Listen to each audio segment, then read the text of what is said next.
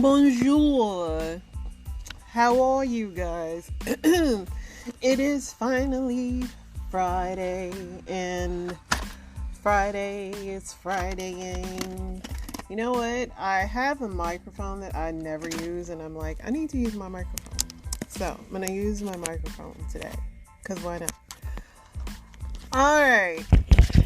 Check 1 2 1 2 1 2 1 2. I guess with the microphone it makes you talk a little more proper, enunciate the words, and it could just really be because it's Friday and I'm in a good mood, even though I got crap to do. My husband has to get the old colon checked out tomorrow. Yes, I'm putting his business out on Frank Street because that boy gonna be spreading them. He gonna spread them. Get some gloves, I gotta take him. So I've been bothering him about this, but I'm very proud of him for taking care of his health. I actually was really on him about getting it done. So, I can't, even though I just did tease him about it, I can't continue to tease him about it. Excuse me. Other than that, I had a good day. Went to the gym with my son. That clearing of my throat is because I just inhaled some chicken nuggets because I didn't eat. And I don't know what it is about McDonald's chicken nuggets. Even though I know it's possibly fake meat, I eat them. Let's see. 14 people escaped the Maui wildfire by heading to the ocean. Smart. You always wonder about that kind of stuff because it's like the island is surrounded by water, but I know it's not that easy to go jump in there. But I was watching Temptation Island because there's absolutely nothing on TV now because of the writer's strike. It was nothing on TV before then, let's be clear, but they're on Maui and it's all burned up now. But rest in peace to those people who lost their lives because it's unfortunate. Atlantic hurricane season is heading to its peak months.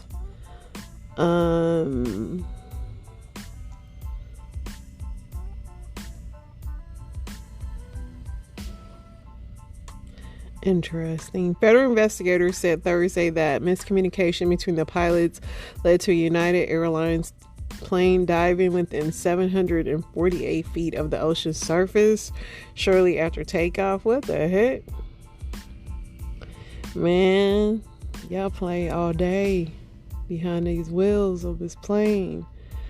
Dozens of Las Vegas police body camera videos show the moments of a man and woman who exited a home raid in July in connection with the cold case killing of a rapper. Oh my gosh, Tupac. Y'all gonna get on my nerves with this. There's so many other cases that need to be solved. Children, Tupac, I don't really care. A Tennessee judge dismissed a case against a woman who was convicted of murder and sentenced to life in prison in the slaying of a man who was bound with duct tape and robbed when she was just 13. Yeah, as he should. As he should. These young girls that get into human trafficking and then they end up killing their attacker. I don't know how they get locked up. A Utah man who was fatally shot by the FBI after he allegedly made threats against the president, pointed his weapon at agents. This is a really crazy story to me because the man's 75 years old. And, it's just strange that, because a lot of people make these kind of threats or whatever. And it's just, the whole story is weird. The dude was an elderly dude on top of that. But in sad news, one of my favorite cartoons, King of the Hill, the voice actor and comedian Johnny Hardrick, best known for playing Dale, has died at 64. I like Dale, but he definitely sounded like he smoked a lot of cigarettes. I hope that's not the case, but yeah. A doctor who decapitated, which I did this story yesterday, during delivery by using too much force in the lawsuit. That story is just so sad and unfortunate, man. I mean, the fact that they tried to wrap the baby back tightly and prop the head up is just crazy to me. And even though when the lawsuit, I don't even know how you can do that. Like, how you can heal from that. I mean, I know everything's possible with God, but man, that's just crazy. Let's see what else. There was a few news stories today, but nothing. The good thing is we haven't, knock on wood, praise the Lord, had any mass shootings in a while. So that's a good thing, right? What else is going on? So Little Tay, the little Asian influencer that I reported on yesterday, is alive, which I was saying yesterday, I'm sure it's a publicity stunt because she probably ain't had this much attention in forever because she had fell off. They are dropping some new Kobe Bryant shoes if you want some. Sammy confronts JWoww and Snooki and Dina over unresolved beef in the Jersey Shore reunion because Sammy's sweetheart is back on Jersey Shore. Brody Jenner is a dad, Caitlyn's son.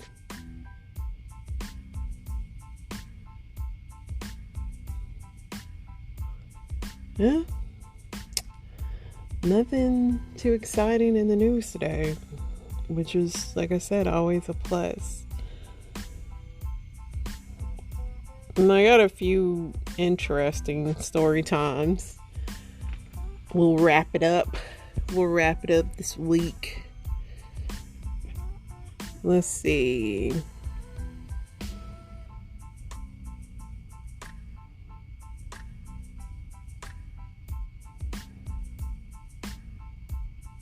Some of these questions just be so crazy. If a woman is throwing up in the bathroom stall next to you at the gym, would you ask her what's wrong? No, it's COVID. Don't want any parts of that. It would just make me be like, man, this is why I hate using the restroom at the gym. Maybe tell the front desk if you're concerned. Why are women so concerned about men not wanting to celebrate their own birthday? Men don't really like celebrating their own birthdays, and it just, I guess, kind of goes how you're raised. I know my boys, I still give them cake and everything, but they're not into the whole birthday hoopla. I don't know if it's because I used to go all out for them when they were younger, but when they got older, they really stopped caring. So I wouldn't say it's a lack of attention because I have two boys. So I don't have a girl to be like my daughter, So yeah, man. And my husband, he said he didn't celebrate his birthday until we got together. So yeah. But someone says he deserves to be celebrated and doesn't always get the recognition he should.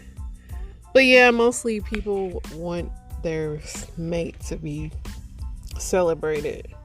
Women, are you afraid of other people hearing you pee? No. Just period, no. Why did you leave the girl who wanted to be in the relationship with you? She had a cocaine addiction, which I even offered to support her through. Yeah, drugs is no competition, dude. And something like that is something that they battle their whole life. She pretty much wanted to go from just met to just married to having a baby as soon as humanly possible. Well, yeah, she didn't want to let all of her hotness go away. She had standards.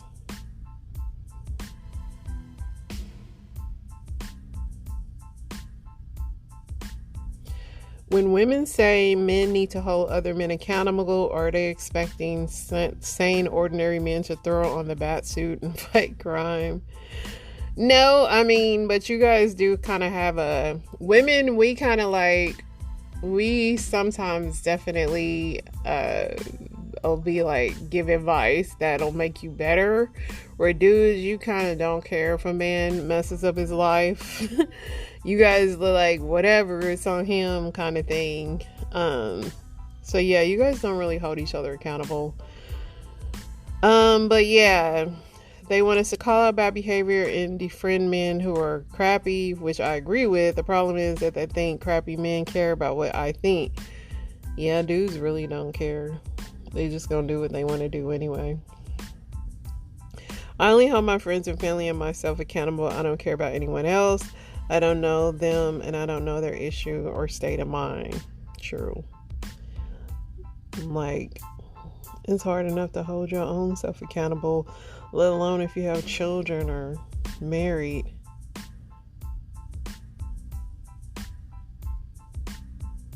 How did you waste your 20s? Definitely in relationships that were trash. Depression. That's a long time to be depressed. Too scared of my parents to stand up to them and live the life of how I want. No ambition. Yeah, I mean, as an older person now, even though the job that I'm on now, I've been in since I was like 23, but I was in the military and I kind of like moved around on a lot of jobs before like settling down. So I wouldn't say so much I crapped it off, but if I would have knew what I know now, I would have like started back like earlier. I don't know. Who wants to rewrite time? Nobody can, or it's not even possible. So I don't even like doing that. But let's get into story times. This first story is a doozy. In the crib, she was smelling really good. Everything was cool. We were actually hanging out at this spot before, before she came back to the crib. So she go home. And she said, I'm going to go home and freshen up and I'm going to come to your crib. Okay, so she comes to my crib. I was living here in L.A. at the time. She comes to my crib and, we start kissing and, we doing it. So I get my condom, I put it on, and I'm going. We having sex. Okay, cool. The TV is on. So the TV goes black for a second, like when it's changing over to something else. Uh-huh. And then the light comes on. And I look down and I see the condom. So I'm like thinking, damn, my condom came off. I grabbed the condom and I put it back on, and I felt like my condom was still on. So I was like, yo, what the fuck?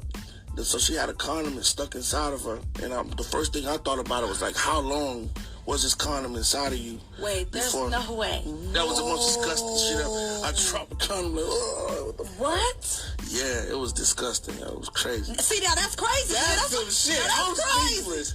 I would never heard nothing like that in all my years. I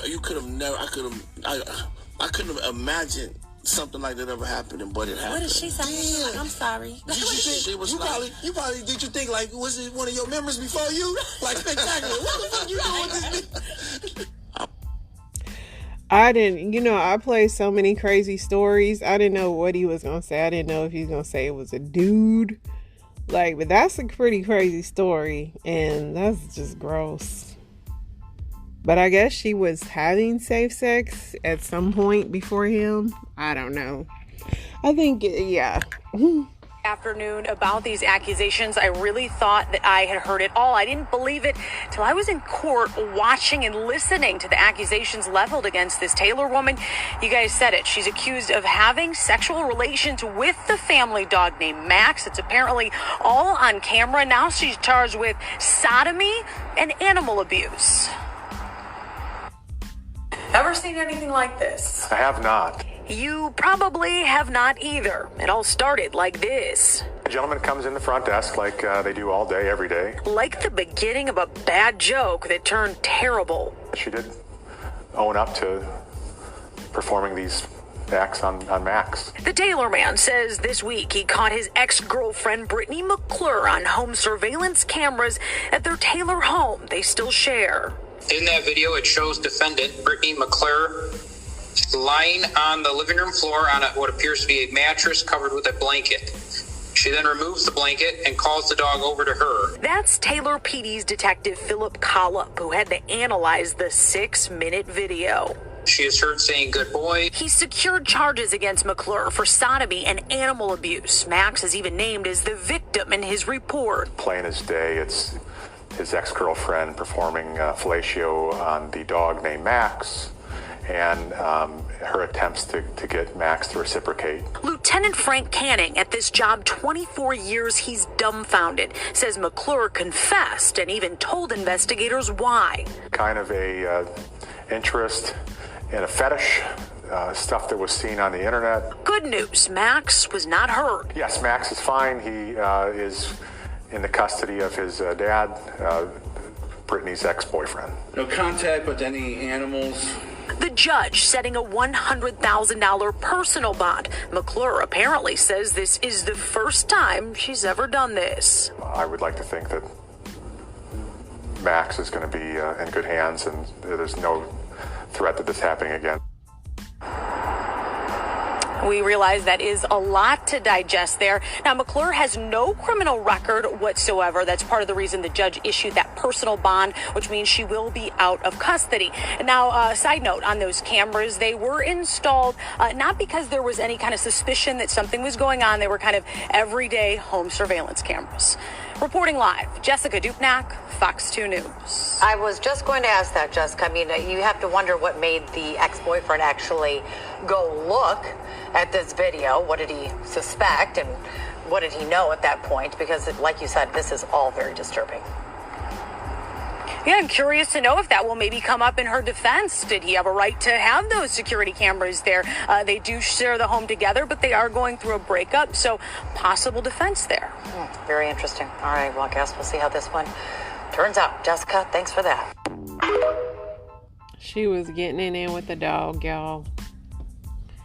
Me and my dog. Do you want to know what the scariest thing about human trafficking today is? Especially as a woman.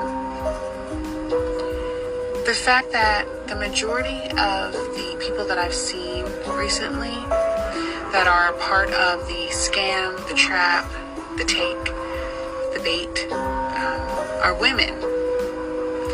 And as for a woman to be tricked into literally, essentially the most horrific thing a woman can be tricked into by another woman is actually terrifying.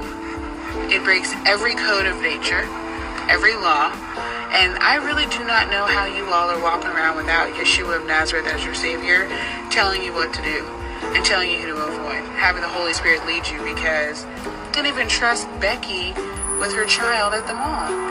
The child could be trafficked, and it's just bait. Like, I actually saw a newspaper article that said that 8 people had just been arrested for a child trafficking ring. And did you know that 6 out of 8 suspects were women? There's only 2 men. 6 out of 8 were women? Thankfully, they all looked like crackheads, so that would have been easy to ditch and dodge. But the ones that we don't think about are the hotel rooms and the play dates and the sleepovers and the just going down the street to try to get something to eat or going to Walmart. Women who you'd want to be able to trust and bond with. Like, if you're a woman that does this, you are absolutely disgusting. Yeah, you gotta watch the women too, man. You definitely do. So y'all, Ashley, may she rest in peace, drank 4 16-ounce bottles of water, which is the equivalent of 2 liters within 20 minutes. And that's a lot. And it was considered water intoxication as the reason that she passed away. And definitely sending out prayers to the family. Now, they say that amount of water should have been drinking over a period of a day and not within 20 minutes. And I know we're constantly being told to ingest water, drink water, but you definitely have to watch your water intake. And then these are the symptoms of water this intoxication. This morning, the family of 35-year-old mother of two, Ashley Summers, speaking out to warn others after she passed away over the 4th of July weekend from what doctors told them was water intoxication. At one point during the day, she started getting a bad headache. So she was drinking a lot of water. Ashley's brother saying she was spending the holiday at the lake with her family when she started to feel intensely dehydrated. So she drank the equivalent of 4 16-ounce bottles of water in just 20 minutes. That's the amount doctors say an average adult woman should consume in an entire day. She felt dizzy and had this headache. They got home. She walked across the garage to go into the house, and she passed out in the garage. Water intoxication is a rare but dangerous condition caused by drinking too much water too fast, which upsets the electrolyte balance in the body. It can present with confusion, disorientation, nausea, and vomiting. Doctors say early detection is key. The general recommendation is, 2 liters of water per day on average per person. And that's throughout the day. But you also don't want to consume more than 1 liter per hour. Ashley's family now trying to turn her sudden and tragic loss into a life-saving lesson. If she would have spaced out her water consumption, she probably would be alive today. Thinking of that family, and this truly could be life-saving. So again, water intoxication is rare, but doctors say avoid drinking more than 1 liter per hour. That's about 2 standard 16.9 ounces of water like this one. You want to spread that water intake throughout the day, guys. Good information, Ariel, and as you say, we're thinking of. And I am a water guzzler, but I don't know, it's weird because I've been drinking a lot of water my whole life, but I know some people, they just get poison from it. And for free meals and dinner scammers, all that, are actually past a certain age. I called online dating quits after my final experience. I was online dating and I matched with this guy. And he was well over in his 50s, his late 50s. And he asked me out for coffee. I said, "Oh, sir, I don't do coffee. I only do dinner dates." And he said, "Oh, well, I only do coffee dates. I don't do dinner dates." I said, "Okay, that's fine. I don't think we're a match because coffee dates, from my experience, are a waste of time. Most people get coffee and they want to rush back off to work, which is reasonable because you're enjoying coffee sometime in the morning and you got to get back to work." And he goes, "Well, that's what I prefer." I said, "That's awesome." I said, "You got to understand, you're in your 50s.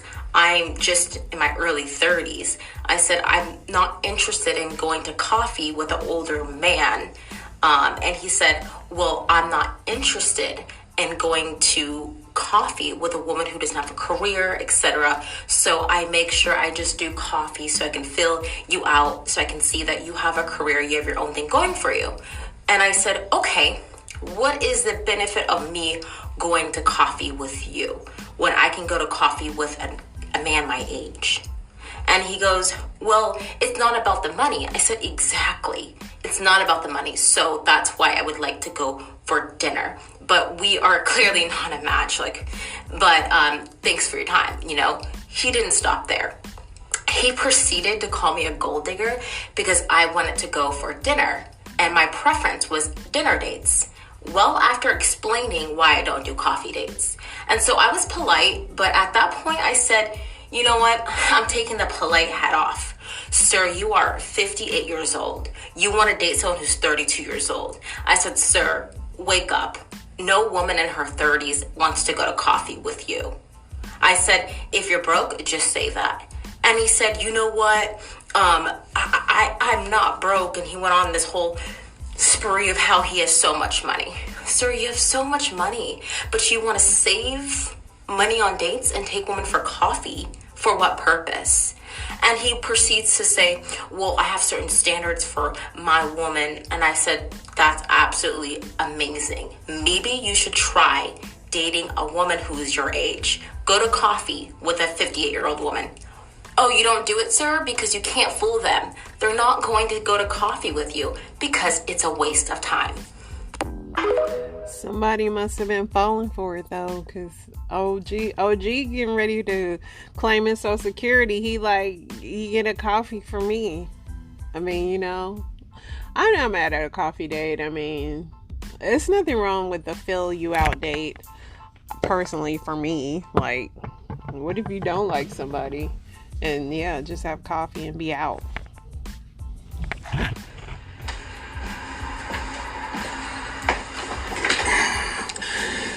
Woo! It's story time. I've actually been dreading to tell this story, and this is not the first draft. I've made a couple, but I'm just gonna go into what transpired for me to not be no longer working for KIPP New Jersey. And throughout this video, if y'all feel like y'all want another story time about relationships and how they got broken and other things that y'all may want to know about, just let me know in the comments. But yeah, so let's just fast forward to 2023 school year. So cool. Going into the school year, I had to put in a lot of work to the students, right? So my job is to protect the school, the climate, the culture, all of that stuff. I'm the backstop of discipline and culture at my school, along with Mr. Boyer. So in October of 2023, we confiscated a weapon from one of our students before they got into the school building. And now she had texted me prior to her walking to school saying, Mr. Woodson, I'm walking to school. I have a weapon on me. Just letting you know. I said, cool, I appreciate you letting me know, but I'm definitely going to take that from you before you get into school, and we're going to wash our hands with it. Now, cool. My job is to not to police kids, but to make sure that they're safe. And if we make a mistake and then we try to rectify it immediately, I'm all for that. I wouldn't want her to get suspended or her entire day or year be ruined because of her confessing to an issue. She's in the 6th grade. I gave her some slack. I just took the weapon. I let her folks know. I let my principal and my partner know, and we went on from there. So cool. It's really super early in the year, so I don't have a box where I just took a bunch of stuff where I could put it and it'd be safe. So I kept the weapon on my person, and at this point in time, I'm Dean 1A. Me and Boyer was 1A, 1B, but I was 1A. So I kept it on me, and I took the responsibility of holding on to it to make sure that nothing happened to it moving forward. So we let mom know, like I said, we let the principal know, and everything was cool. Everybody was straight. So the next day, or I think the same day, I had a basketball game, and I took all of my belongings with me to make sure that they stayed safe. And yeah, so at the basketball game, fast forward through the basketball game, it was at our sister school, another KIPP school. If you work at KIPP or you know about KIPP's community or culture, everybody's real friendly and nice, especially if you're on the same network, same city of the schools and so on that, and y'all worked with each other, whatever. So when anybody loses something in our network or whatever, we send out emails, we text out, we try to make sure that the person gets their belongings back. This time that didn't happen, right? So I lost my book bag at our sister school. And a lot of the KIPP gear that I have or that our network has, it has our school name on it. So anybody could have just texted the school or somebody from the school or sent out an email, because we all got each other emails, and be yo, somebody left their bag. But that didn't happen. So somebody actually went through my bag after I lost it and either held on to it or they found it in May. So let's fast forward to May. So May of 2023, I got called into an office and to talk with my principal and the HR manager. And they told me that they found my bag. Mind you, I lost my bag in October, November, something like that. So I'm okay, cool, perfect. Yeah, that is my bag. Can I get it? They no. And I'm what's going on? So they pulled out the weapon. And I'm for context, it was not a gun. So I'm okay, cool. My principal know what this is about. So Mr. Boyer, it's not mine. So they took that statement and they said they was going to talk to Mr. Boyer, the student, and the family about if that is theirs or not. And we're going to go from there. They said, but we're going to send you home.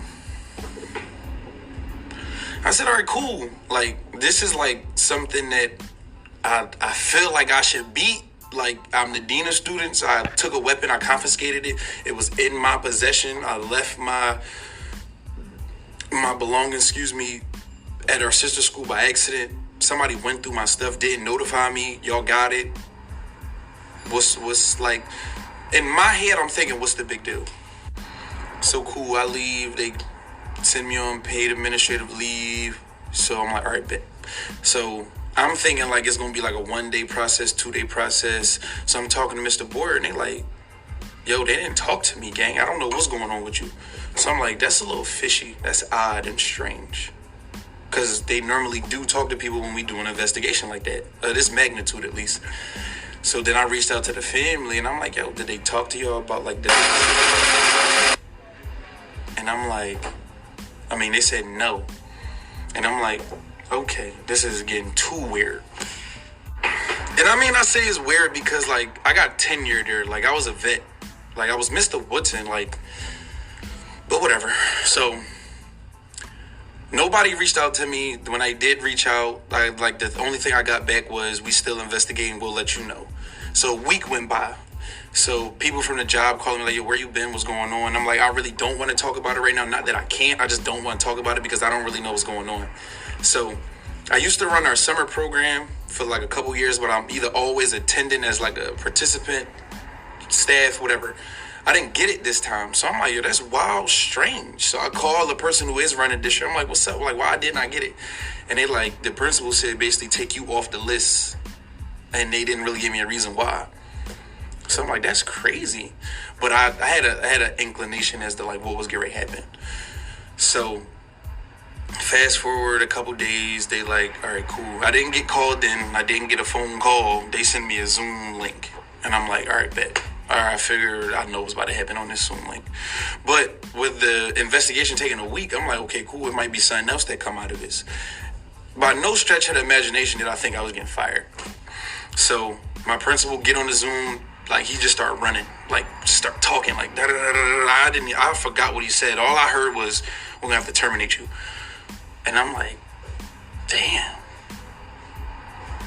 Me? It is what it is.